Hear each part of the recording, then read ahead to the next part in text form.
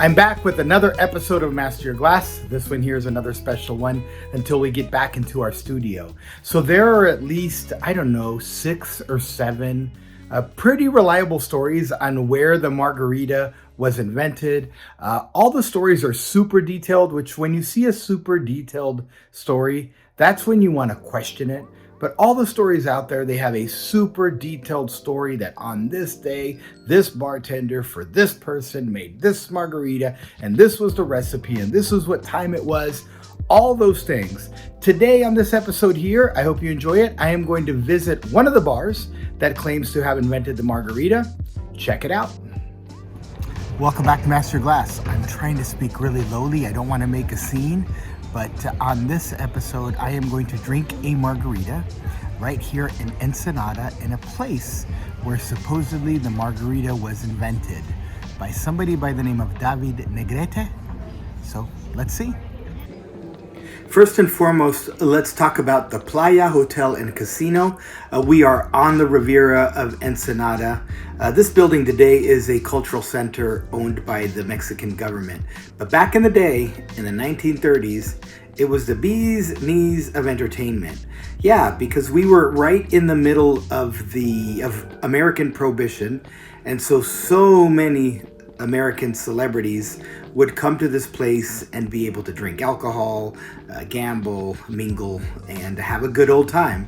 Located inside of this building is a bar called Bar Andaluz, which allegedly is where the margarita was invented.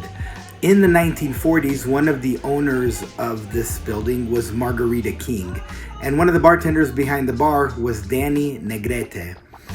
Allegedly, Danny presented Margarita with the margarita, sort of as a wedding present because she was going to be his future sister-in-law. The bar inside is really cool. It's got those classic hardwoods and fresco paintings.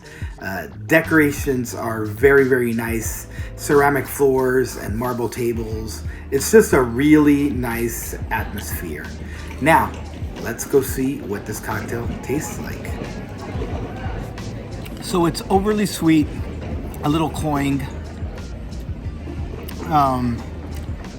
Definitely your traditional, quote unquote, frozen margarita. I